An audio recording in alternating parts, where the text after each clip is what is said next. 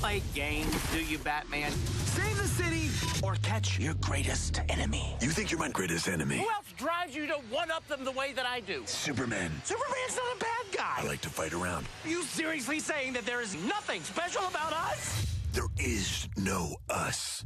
Never will be. Now, I gotta defuse that bomb. One of the most anticipated movies of early 2017 is finally here. It is the Lego Batman movie. Sort of a sequel to the mega hit Lego movie from a couple of years ago with Will Ferrell.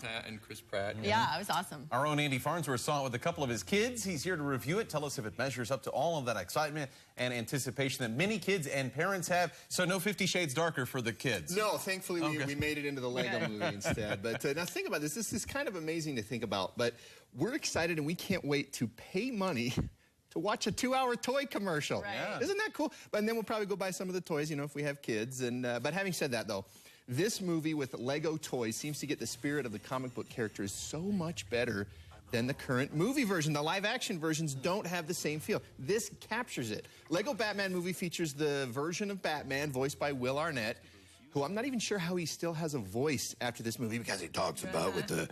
But he's got to learn how to work with other people. I mean, that's his challenge in this movie. Now, that makes sense on one level. The tortured loner doesn't want to let anyone in his personal life, like the new female police commissioner or the lonely circus orphan. No Commissioner Gordon? Well, it's Commissioner Gordon, but it's Commissioner Gordon's daughter. Ah. So he retires at the beginning of the movie.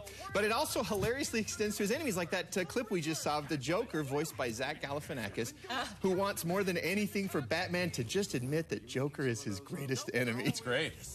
So these are some of the things that I like. First of all, it is hilarious. The jokes are non-stop in this movie. And I mean non-stop. They begin before even the company logos appear on the screen. Before there's anything on the screen, the jokes begin in Lego Batman. So, and then there's the voice talent. Besides the people I already mentioned, there's Michael Cera, Rosario Dawson, Mariah Carey, Ray Fiennes, Channing Tatum, Conan O'Brien. Even Siri has a character in this movie. Siri, the phone app? Yeah. Yeah. And the visuals, like, I don't know how they do it, but they nail the Lego look. Whatever the characters do, like, it looks like stop motion, even though it's computer graphics.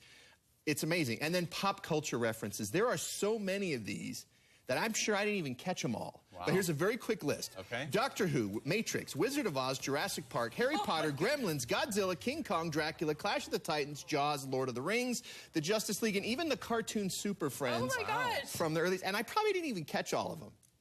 Now, a couple of warnings, they're not really big warnings, but there's no real ties to the Lego movie. I was a little bit surprised by that. Oh, okay. Other than he references being a master builder, there's nothing else from the Lego movie that really... No, everything is awesome. No, and there's no real catchy song like that either. Song. And it's just a tiny bit longer than I think it has to be. I did check my watch one time during the movie.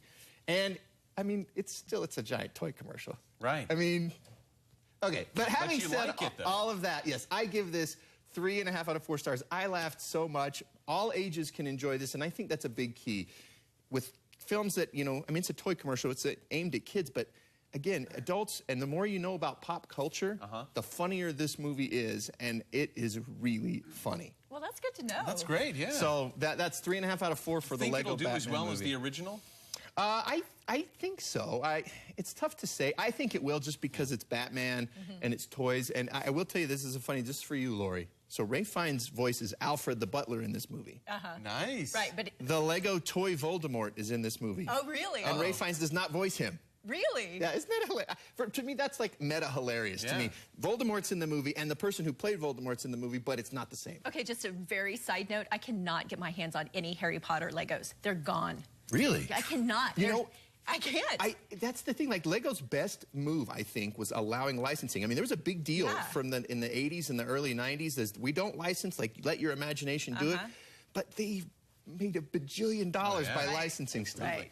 And now... And then they can make a movie about it. Exactly, a movie about it. Andy Farnsworth, thanks to you for the review. It is the Lego Batman movie? The Lego Batman movie, yep. And I know people went last night, too. So, I mean, I think it's going to make a lot of money. Out in theaters now.